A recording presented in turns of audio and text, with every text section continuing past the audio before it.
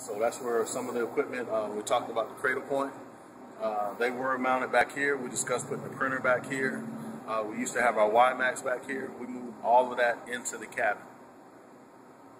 So that gives the capability if we saw something was down, we could reboot it at the minimum. There's still WiMAX in there? No, remember the WiMAX is just whatever WiMAX you bring to the table. Okay. As for our WAN. The only extending wireless from the vehicle that we tested was Linksys router is a proof of concept. Wireless access point, you mean? That is correct. Okay. It's a wireless access point. Yes, that's correct. Wireless access point. Okay. Because our intent is this vehicle is not alone. You don't necessarily, some agencies, their concept was not to put the commander in the vehicle, but put the commander in the trail vehicle, so he's not around all of this equipment. So pretty much he has his flyaway kit or he has his laptop with his SecNet 54, and he's pulling wireless or network connectivity from this vehicle. So this vehicle serves as strictly an access point, a mobile access point for the convoy. So, but of course, we zoom in on the roof, that would require putting a lot more robust or, wireless, being able to extend wireless from the vehicle. Some of the things we found in our highway testing was the vehicle behind us had to be very close to pick up the wireless. It was doable, it worked. Yeah. We'd probably use some meshed Wi-Fi APs. Right. Okay. And what's in the two boxes there again? This box here, this is the air conditioning. Is that permanently mounted there? Yes, this is permanently mounted. That's the rear air conditioning we put in. Okay. So we can operate. You can operate in a temperate environment, not a problem back here in the rear. Okay. Before it used to be, as well as you have air ride. If you look here on the wall, here's your XTL 5000. That's the bodies to the head units we saw for your Pacific Land Mobile Radio. Okay. And there should be 3 of them. The original one should go back here. And that's still here somewhere? Yes, it should be here. Okay. All right. So as you can see, we got all standard household AC outlets in the rear. So there's pretty much no proprietary power we can plug in.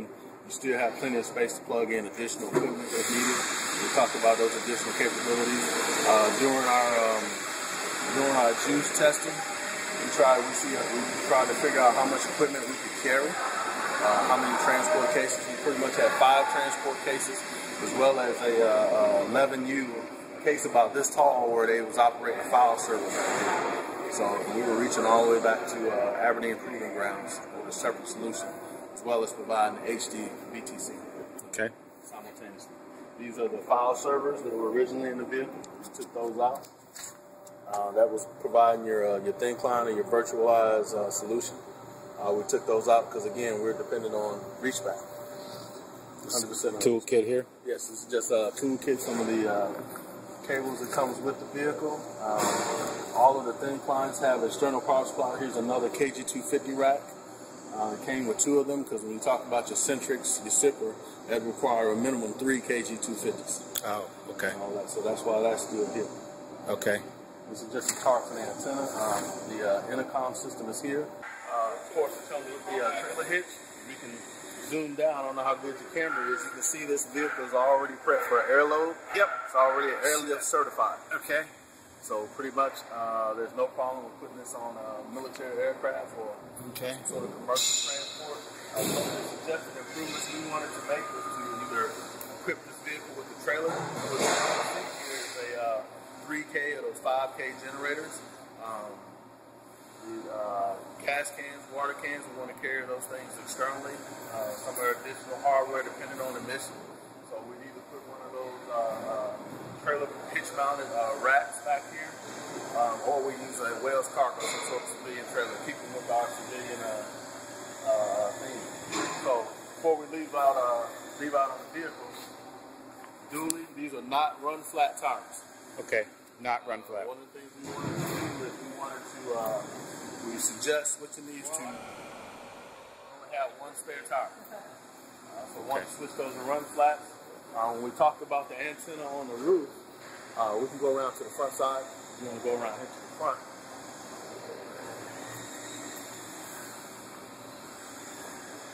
We're going to put a brush guard on the front end, protect the front end, as well as we wanted to extend thin antennas all the way up above the height of the antenna. So if we were going under some trees or underpass and you hear that means stop immediately. They're too low for the antenna to pass under. So that's one of the things. Those are something we saw out there. We had a couple of close calls out there with this fiberglass antenna. The antenna's only this antenna stands 12 inches above the mount that you see up there. But like I said, we had a couple close calls out here with that. Vertical clearance? Yes. Okay. So we want to put something on here to protect for that. Now let's talk a little bit about the roof rack. Our roof rack, you see the platform that's on the vehicle right now, that is designed to come off of this vehicle and work exactly with the tactical vehicle. It's just a matter of taking out 4 bolts, 2 on each side, pick it up, put it on the other vehicle, put it down, using the same modem technology.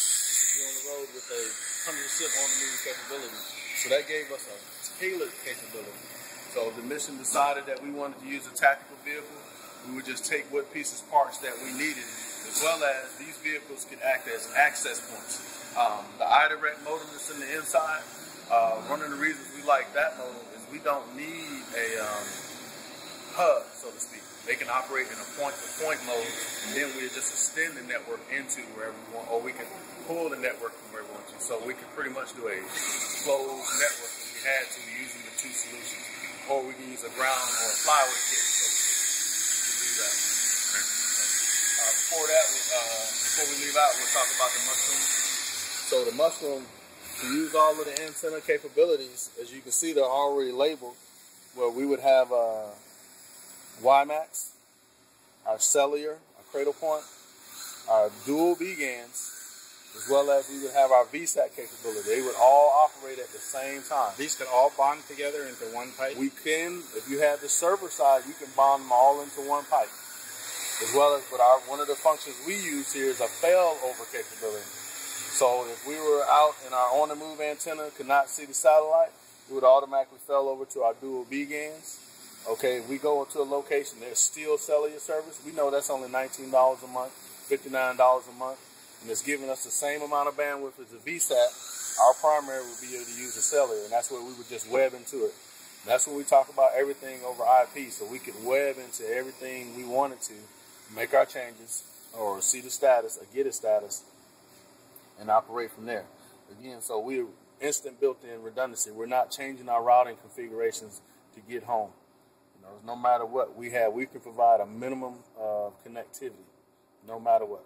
Our last-ditch effort would be UHF. Very nice.